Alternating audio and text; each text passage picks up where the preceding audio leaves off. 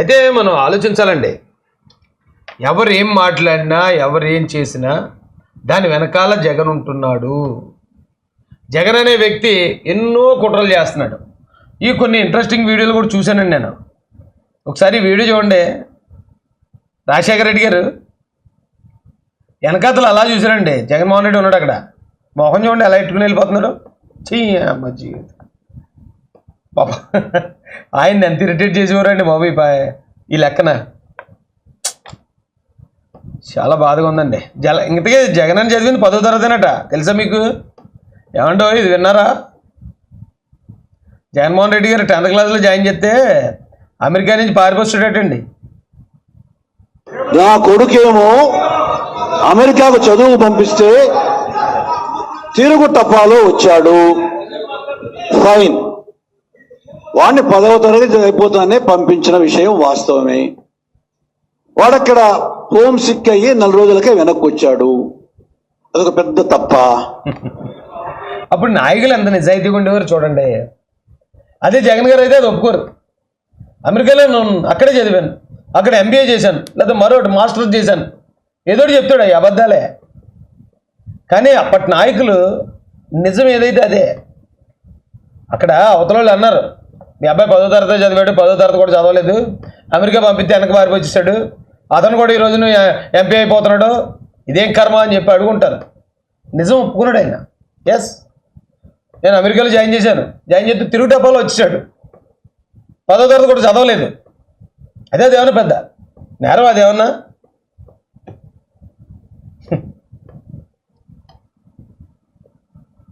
ఏంటో. ఇంకోటి చెప్పాలండి మీకు. ఇది సెట్ చేయండి సార్. అంటే upcoming capital region of Vizag. ఇది మీరు చూడండి డిజైన్.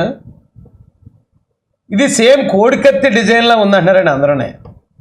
ఇదిగో ఇది చూడండి. 2 కోడికత్తులు పక్క పక్కన పెడితే ఎలాగైతే వస్తుందో సేమ్ డిజైన్. ఈ డిజైన్ ఈయన ఎక్కడ పెట్టిస్తున్నాడండి? వైజాగ్లో పెట్టిస్తున్నాడు. ఎందుకు పెట్టిస్తున్నాడు?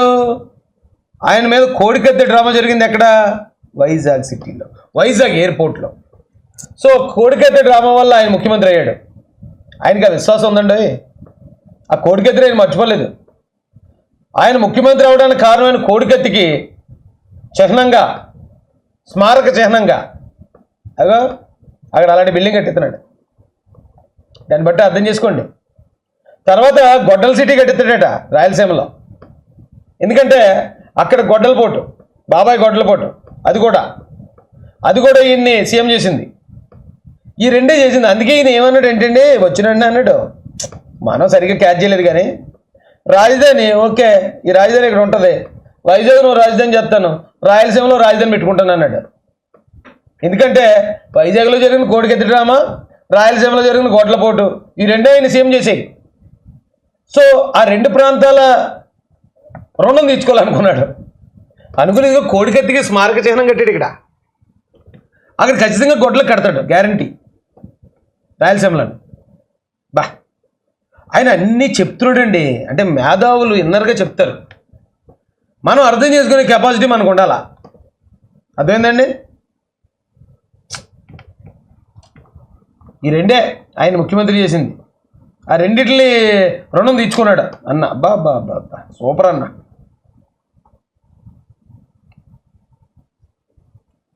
అంటే పి గన్నవరంలో జాబ్ మేళ అటండి. పి గన్నవరం నియోజకవర్గం గుర్తొచ్చింది జగనన్నకి.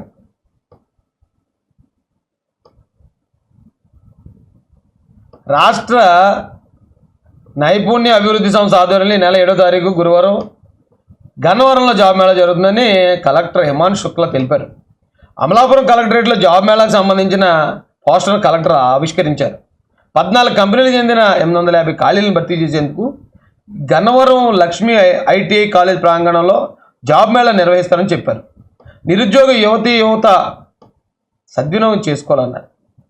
అంటే ఇదంతా గన్నవరమే ప్రేమే సడన్గా పుట్టుకొచ్చిందా గన్నవరం మీద? గన్నవరానికి రాజేష్ మహాసేన వస్తున్నాడు, చంద్రబాబు నాయుడు గారు, పవన్ కళ్యాణ్ గారు ఆశీస్సులతో అని తెలియగానే ఎంత రచ్చ క్రియేట్ చేసాడండి బాబు. నిజంగానే రాజేష్ మహాసేన కాపులకు వ్యతిరేకం, హిందువులకు వ్యతిరేకం, హిందూ దేవి దేవతలను దూషించాడు, కాపులను తిట్టాడు, అగ్రవర్ణ మహిళలను తిట్టాడు. ఎంత ప్రచారం గన్నవరం నిండా ఆ కట్ చేసి పేస్ట్ చేసిన ఆ వీడియోలు, ఫేక్ వీడియోలు ప్రతి వాట్సాప్ గ్రూపులకి, ప్రతి వాట్సాప్ నెంబర్కి పంపిస్తాడు నియోజకవర్గం అంతా.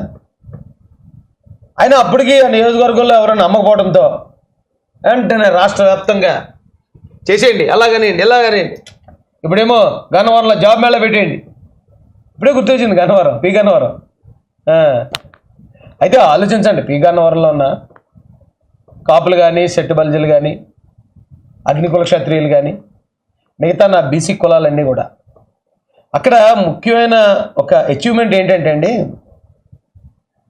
ఎప్పుడైనా ఎక్కడన్నా ఒక ఎస్సీ కాన్స్టిట్యున్సీలో ఒక వ్యక్తి వస్తున్నాడో వాళ్ళకి నచ్చనుడు అన్నప్పుడు ఎస్సీలనే ముందు పెడతారు.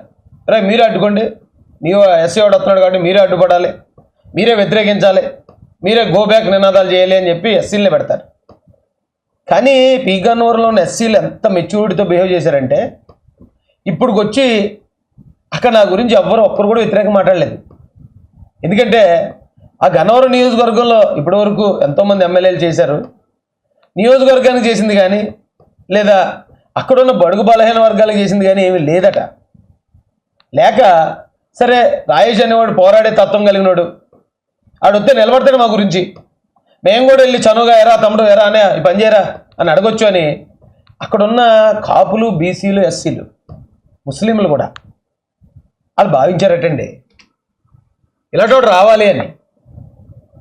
నేను ముఖ్యంగా చెప్తున్నానండి, అక్కడ ఆ నియోజకవర్గంలో ఉన్న కాపులకు కానీ, బీసీలకు కానీ, ఎస్సీలకు కానీ ఎన్ని కుట్రల్లో ఒక్కళ్ళ మీద చేశాడు.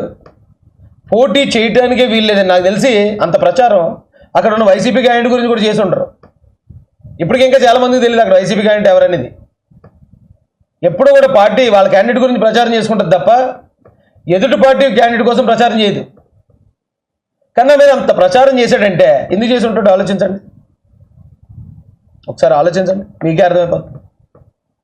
రాయేష్ అనేవాడు అసెంబ్లీకి వెళ్తే జగన్మోహన్ రెడ్డి అసెంబ్లీకి రావడానికి భయపడతాడు, సిగ్గుపడతాడు. ఖచ్చితంగా చెప్తున్నాను నేను. ఎందుకంటే ఏదో టైంలో నాకు ప్రశ్న అడగడానికి అవకాశం ఇస్తారు అధ్యక్షుల వారు. నా ప్రశ్న నేను జగన్మోహన్ రెడ్డిని అడుగుతాను. అడిగినప్పుడు సమాధానం చెప్పకుండా సైలెంట్గా ఉండడానికి కుదరదు అక్కడ అసెంబ్లీలోని. బయట అనుకోండి వీళ్ళు అడుగుతున్నారు, ప్రెస్ వాళ్ళు ఏం చెప్పకుండా పోతున్నాడు నడుచుకుంటుంది. చాలామంది అడుగుతున్నాం మనం, అసలు కనీసం పట్టించుకోవట్లేదు. ఐదు సంవత్సరాలు అయింది, ఒక ప్రెస్ మీట్ పెట్టలేదు. కానీ అసెంబ్లీలో కుదరదు అది. అసెంబ్లీకి వెళ్ళి పి గన్నవరం నియోజకవర్గానికి ఏం చేసేవారు అంటే సమాధానం చెప్పి తీరాలి. ఎందుకే ఎస్సీలు, ఎస్టీలు, బీసీలు, మైనార్టీలు మొత్తం రాష్ట్రంలో ఉన్నవాడిని అందరినీ ఎందుకు ఇలా సంకనాగిచ్చావు అంటే ఖచ్చితంగా సమాధానం చెప్పి తీరాలి. అదేందండి, ఎక్కడ పారిపోతాడు? మళ్ళీ పాదయాత్రను కానీ రోడ్ల మీదకి వచ్చేస్తాడు ఏంటి? రాలేడు కదా. అలా వస్తే జనం ఇప్పుడు నమ్మరు కదా.